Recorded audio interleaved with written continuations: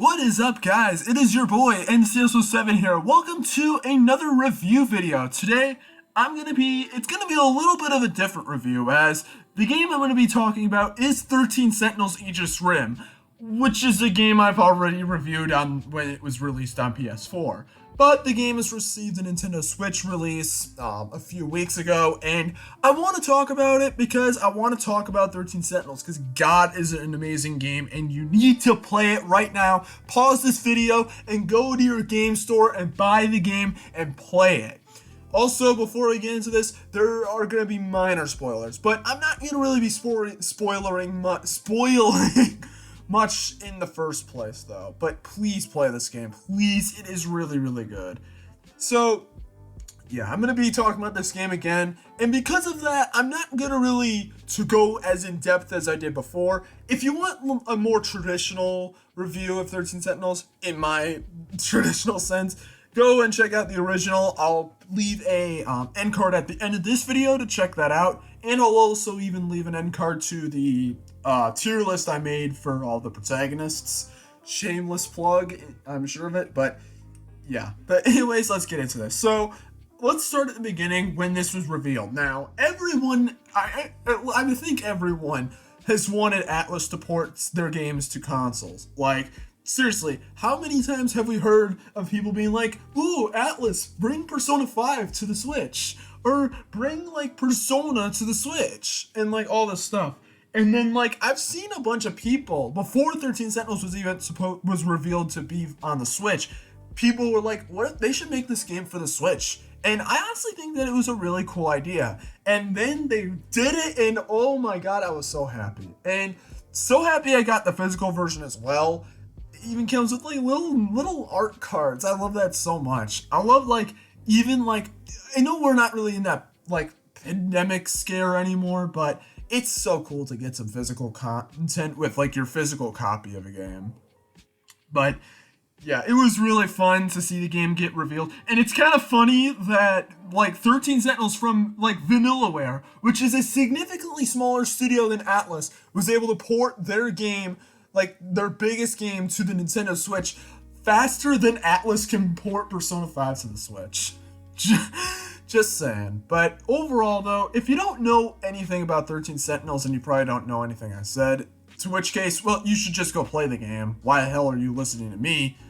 But if you don't know, well, 13 Sentinels is kind of a mixed hybrid game. It's a part RTS game where you have to defend this terminal from the monsters, and you have these guns and whatnot that you can use. But you've also got another mode known as Remembrance, where it's kind of more of a side-scrolling point-and-click adventure / visual novel. You essentially can move around, but most of it consists of talking to other characters and kind of learning about the story of the game, which is one of the biggest focuses of the game, as the story of this game is very complex. And I'm not even really going to get into any real story details.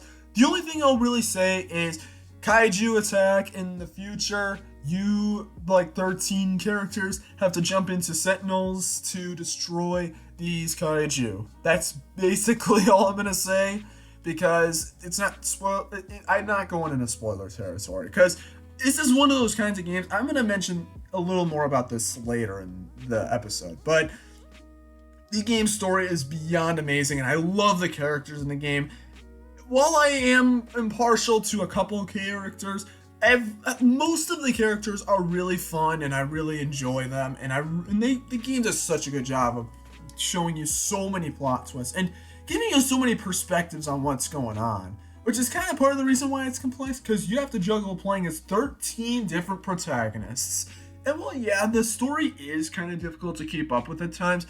It's still written and paced at such a way that it really isn't that bad. Yes, you will get a headache, but you'll get one of the best kinds of headaches. You'll want that headache. You'll prefer you had it in the end. But it is just so good. And the Remembrance part is honestly my favorite part of the game, because, like, Remembrance is where all the story stuff happens. The RTS part, known as Destruction, is kind of more on the alright side. The battles are really fun. It's kind of your typical kind of RTS kind of game. It is really good for people to get into if you're not really an RTS person, but it is definitely a little bit, like, it's the weakest part of the game. I think we can all agree on that. I think, though, if they are to port this game to, like, maybe make a new game or something like that, not necessarily port, but make another game, like, that's kind of like this, maybe they could add a few more things to it. I don't know. I think the RTS sections are fine, but it's not the best part of the game. I will definitely say, though, because, like, like, the way I played at the very least, I played, like, a lot of Remembrance, and I played pretty much as much as that as I could before I would get to the battles. And that does, it's whatever. It kind of depends on how you play. Some people will really like the RTS stuff more. Some people will really like the Remembrance side-scrolling story parts more fun. But it really is the personal preference. But even so, at the end of the day, both of them are at least pretty good. But yeah, that's pretty much the game, and I need to really mention the visuals? The visuals for the game are just so goddamn good. The game looks so good, and thank God the Nintendo Switch version does not disappoint. Seriously, everything looks basically just like how it did on the PS4 version without any real downscaling. I played it in handheld mode, and it's not too bad. The only thing I would say performance-wise that was kind of meh is the fact that when you do spam a bunch of missiles in the RTS mode, it can lag kind of a bit, and the frames rate can drop from 60 FPS to 30 FPS quickly, especially when there's a lot of stuff on screen, especially in the later battles. But it's not really that much of an issue. Honestly, I've heard people speculate that it's actually to try and mimic how, like, it would actually be if you were actually in those Sentinels fighting. But it's not true, but hey, it's cool regardless.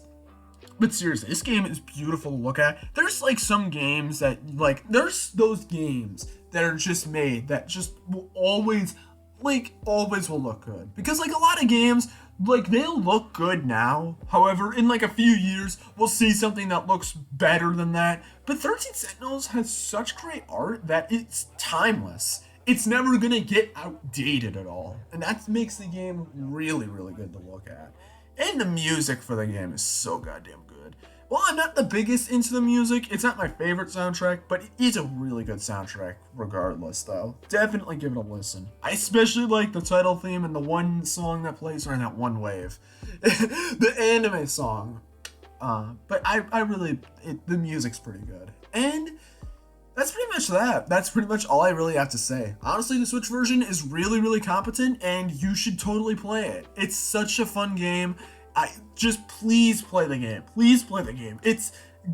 I gave a score a while ago. I don't remember what score I gave, but if I had to give it from 0 to 10, it's probably like a 9 or a 9.5. I don't know. Whatever my old score was, because my thoughts on the game hasn't really changed much, but I am so glad that this game was released on Nintendo Switch. It basically gave me another chance to play the game a second time, and even 100% it a second time because I love the game that much. It's just so good. Please play this game if you can. Please.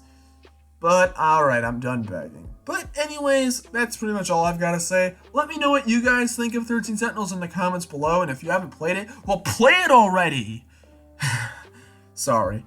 And if you enjoyed this video, make sure to hit the like button and subscribe, and wait till the end of the video and go check out the other 13 Sentinels videos I did. I mean, I also made another 13 Sentinels video talking about the potential it has for the Switch, which let's hope the game does sell well. I'm hoping the game can sell 1 million, but where it is right now, I'd say it's still pretty good regardless. Hey, 500,000 units is still better than just 100,000. But, I don't know. But anyways, thank you guys for watching, and I'll see you guys next time. Peace out, everybody, and take care.